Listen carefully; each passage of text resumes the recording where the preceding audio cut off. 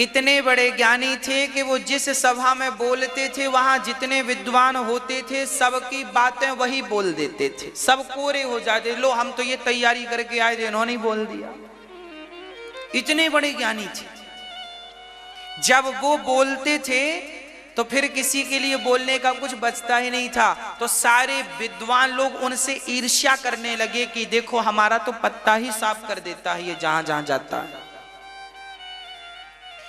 तो वो बड़े विद्वान तो थे पर बड़े सरल, बड़े सहज थे, बड़े नम्र थे। हाँ। एक दिन गांव के सभी विद्वान उनको बुलाए कि चौराहे पर आओ, हम आपका सम्मान करना चाहते। तो सबके अंदर ईर्ष्या भरी थी उनके प्रति। हाँ,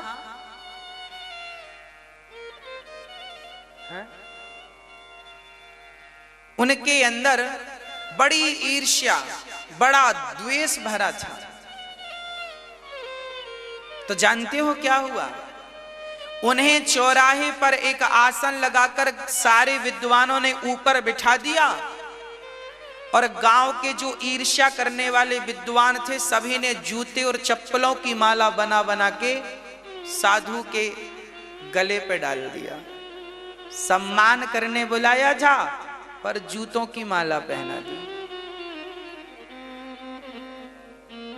तब उन संत जी ने क्या कहा जानते हो? तब उन संत जी ने जूते चप्पलों की माला देखी ना, तो जूते चप्पलों को वो अपने माथे से लगाने लगे।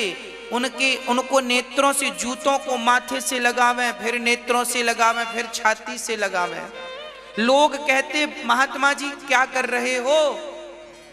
तब उस महात्मा जी ने बड़ा प्यारा जवाब दिया, सुनो, किसी का उद्धार तो ज्ञान कांड से हो जाएगा, कोई तो भवसागर कर्म कांड से कर लेगा, कोई तो भवसागर उपासना कांड से कर लेगा, पर मैं तो इन भक्तों के चरण जूतियों से, जूतों से, इसमें जो धूल लगी है जूते चप्पलों में, यदि इन जूते चप्पलों को किसी भगत ने पहना होगा, एक बार भी किसी के मुंह से राम और कृष्ण का नाम निकला होगा और वो व्यक्ति इस जूते चप्पल को पहना होगा, तो इस जूते चप्पल में जो धूल लगी है, इस धूल मात्र से मेरा उद्धार हो जाएगा। मैं भवसागर पार कर जाऊंगा।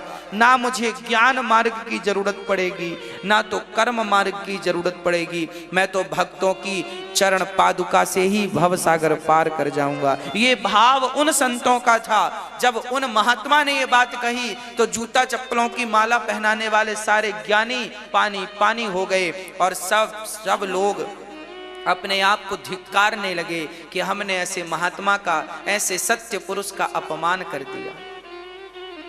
इसलिए कहता हूं मेरी मां, किसी के प्रति भी ईर्ष्या बुद्धि नहीं होनी चाहिए, द्वेष बुद्धि नहीं होनी चाहिए। सब में भगवान का वास है।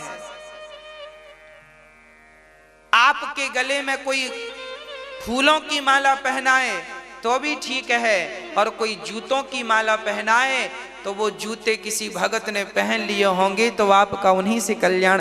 क्या फायदा, हम क्यों उससे झगड़ा करें? तुमने जूते की माला क्यों पहनाई? कोई बात नहीं, हम तो अपना मन भगवान में लगाएं। कोई कितना भी अनादर करे, करने दो। यहाँ सम्मान पाने के लिए थोड़ी पैदा भये हैं, यहाँ तो भगवान को पाने के लिए पैदा भये हैं। ये मानव का तन हमने सम्मान पाने के लिए थोड़ी पाया है कि हमारा सब सम्मान करें। हमने तो भगवान को पाने के लिए मानव का तन पाया है। आओ उस परमात्मा को दिन रात याद करें जिससे हम सबका कल्याण है। एक क्षण के लिए भी हे नाथ मैं आपको कभी भूलूं नहीं।